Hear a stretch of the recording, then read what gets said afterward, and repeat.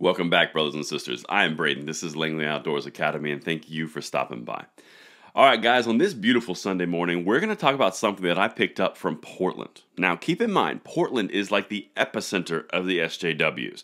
It's the place where it was basically on fire for like 6 months, and police were vilified and defunded and basically went away. Portland, right? Painted the picture, all right? They're coming out and they're doing an about face, but I think it's important because gun violence is increasing there and it's directly correlated to the police presence. And they're actually saying that from a city official.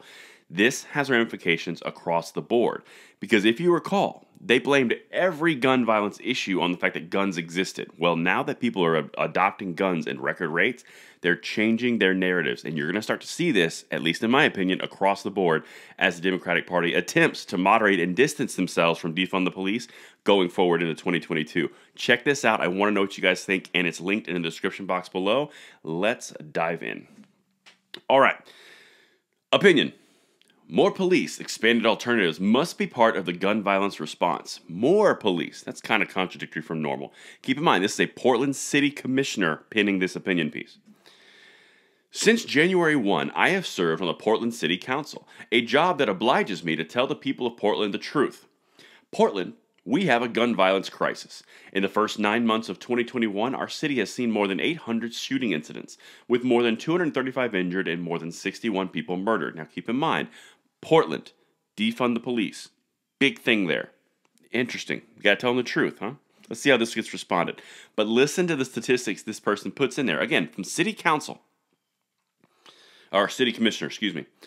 First, this is a 4-point plan.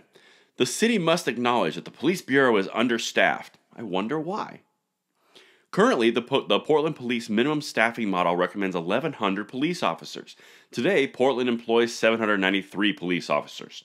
I wonder what was the cause of that. Short staffing public safety has two predictable outcomes. Instead of doing proactive and preventative police work, officers are running from call to call for service. Relatedly, the time it takes for an officer to respond to a 911 call has gone up, increasing frustration and anxiety over the state of public safety in Portland. So, are you saying that when 1,100 is the minimum and you reduce that, you're telling me time goes up? That's so weird that that would be the outcome. Anyone with a common sense outlook will be able to see this is what happened. But now they're saying, hey guys, we need to distance ourselves from this. It keeps going. The Bureau should immediately ramp up its recruiting of new officers to help replenish officers' ranks. At the same time, I'm pushing for adding more officers to meet and exceed the minimum staffing levels to make our city safe. So, just like Michigan with Gretchen Whitmer, you're seeing this across the nation. They are distancing themselves from defund the police and away from its guns fault. Now they're saying we need more police to fight the actual criminal elements of our society. Weird. They're reverting back to the mean, and it's no longer the guns' fault anymore. It's no longer the police fault. Now it's back to crime because elections are coming up. And a little side note, if elections didn't matter, they wouldn't do this. I just want to throw that out there. All right. Second, this is the second point. Second, police morale is at an all-time low, which makes it hard to hire new officers. No kidding. Being a cop is dangerous and challenging work on the best of days. Portland and regional officials have a bad habit of vilifying our police for political gain. Again, this is coming from within the Portland political machine. They are turning on their own because they understand the impact it's going to have. This is going to be a big deal. Okay? We need to end the culture of blaming the police first and understand that challenges and solutions deserve complex and nuanced policymaking.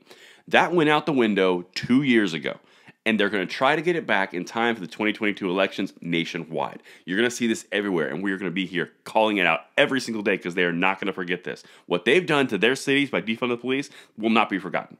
But anyway, and they also tried to blame guns, which was not cool. I took personal offense to it.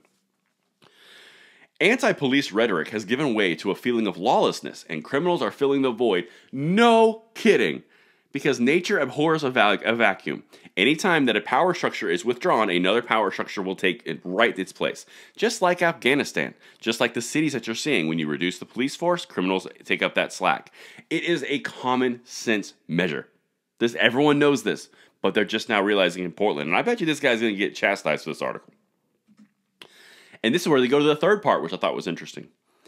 However, willfully ignoring the fact that gang violence is devastating Portland's black community is itself a form of racism.